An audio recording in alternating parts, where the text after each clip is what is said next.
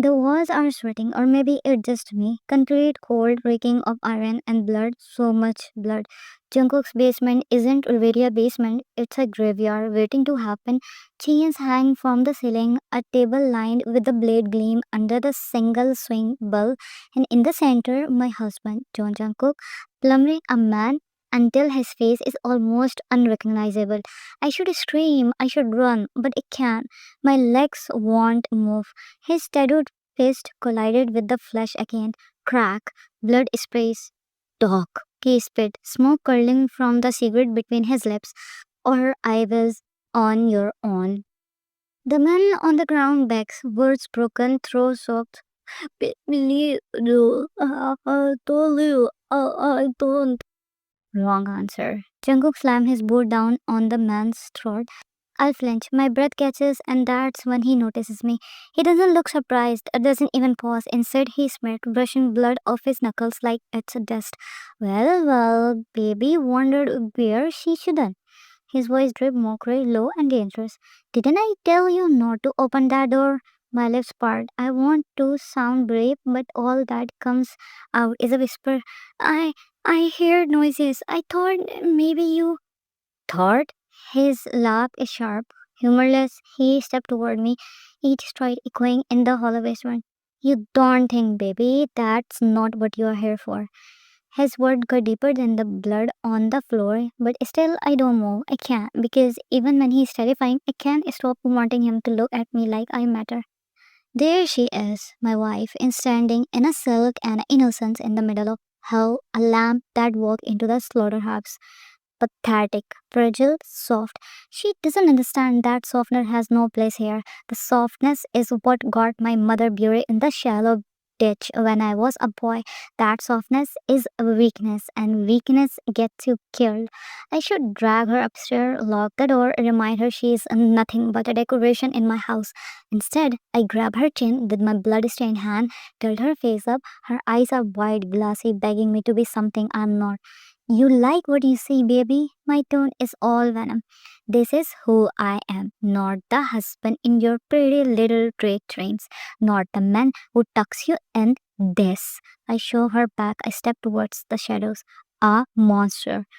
Her lips tremble, but she whispers, then let me love the monster.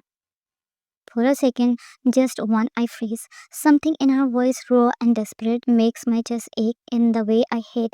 I crush it instantly. Light another cigarette, blow smoke into her face. You are gonna regret saying that, baby. He turns his back on me like I'm nothing, like I'm just another piece of furniture in this bloody empire.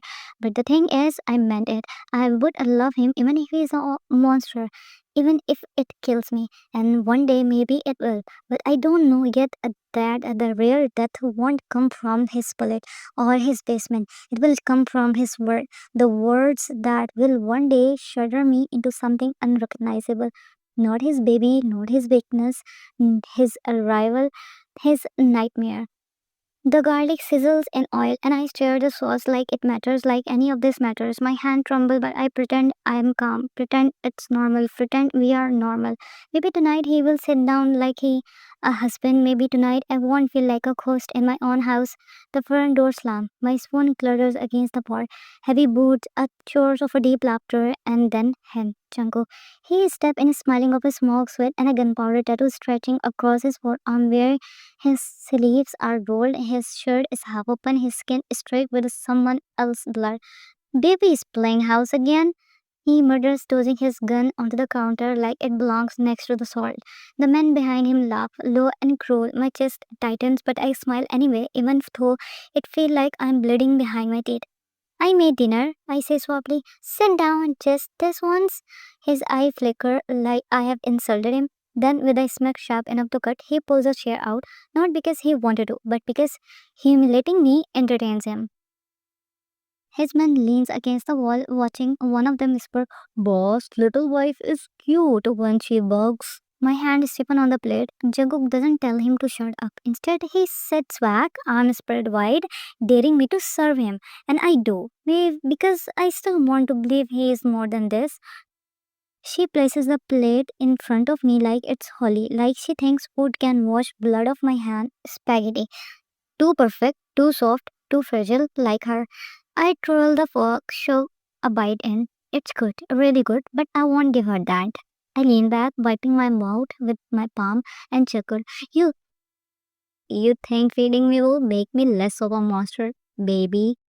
Her face cracked for a half second before she stitched the smile back on. My men laughed. One of them muttered, Boss, maybe she's trying to tame you. The air goes sharp, and a tan glare so cold it could kill. He shut up instantly. But she heard it. I see it in her eyes. The way she phrases like maybe she wishes it was true. Pathetic. I forced my voice steady. I'm not trying to tame you. My fingers twitched in my lap until ache. I just want you to come home alive. For the first time all night, silence dropped heavy between us. The man shook uncomfortably. Even Jungkook doesn't speak. His eyes lock on mine, dark, hollow, then leaning forward, he taps the table with one bloody finger. Alive? His tone dripped like poison. Baby, I have been dead since the day I was born. The words slammed into me harder than his fist ever could. I wanted to reach for him to tell him he is wrong, to remind me he's still human, but his phone buzzes. One glance and it's like I don't exist anymore. He raises, slipping his jacket back on, shadow clinging to him like armor. Stay upstairs, he orders, not even looking at me. And don't touch my guns. Last thing I need is my baby wife shooting herself by accident. The men laugh again and they follow him out. The door slam. The house feels colder than the grave. Her voice clung to me even after I drive away. I just wanted you to come home alive. It goes, scratches, burn. But the softness is poison in my world. Love even worse. She will never get that. I lit a cigarette again, smoke filling my lungs until it hurts. She thinks she is saving me. She doesn't know I swore on my mother dear I'll never be weak again. Weakness gets you carried, and I refuse to die sought, not even for her. The chandelier rattles above, it crystals trembling with every roar of laughter. The dining table is chaos, bottle of whiskey clink, cigarette burn, smoke curls in thick clouds that choke the air. I stand behind Jungkook's chair like a servant pouring glass after glass, my smile stiff, my hand cold. One of his men elbow him. Boss, your baby wife looks like she wants to disappear. You sure she bills for the sword? The table exploded with laughter, deep and cruel. My chest heaved, but I forced my hand steady for the bottle. I don't look at him because looking at him hurts, but then I feel his eyes draining over me like I'm not flesh and blood, not his wife. Built for this world, Jungkook smirk, smoke curling from his lips. She was never built for me. Soft little thing doesn't even belong in my house. The laughter swells, it shudders me inside. I want to scream, I want to grab his face and make him remember who I am. The girl who stayed, who loved him when no one else dared, who carried his style even when it almost carried me. But my throat closes, the words dissolve before they reach my tongue.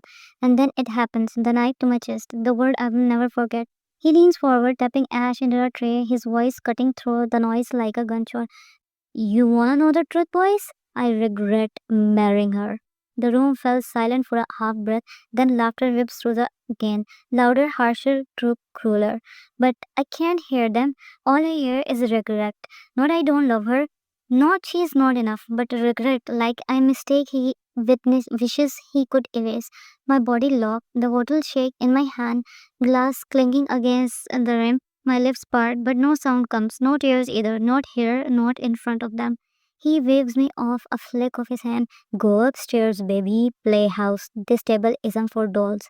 The men laugh again. I move because if I stay, I will shudder right here in front of all of them. One troubling hand gripped the railing as I climbed the stairs, the other pressed to my stomach.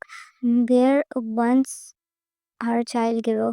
The hall blurs, the wall closing in, but his word echoed louder than any footstep. I regret marrying her. I push into the bedroom and collapse to the floor. My knees sink into the rug, and I let the tears fall now, hot and blinding, staining everything I once thought was ours. The gold frame on the wall, the silk sheet on the bed, the perfume bottles on the vanity, all the things I carefully choose to make this house a home. Suddenly, they feel like a pop on a stage, and the play is over. My chest burned. My heart pounds like it's trying to rip itself free. I gave him everything, my body, my love, my loyalty, my warmth to carry his child, and all I am to him is a regret.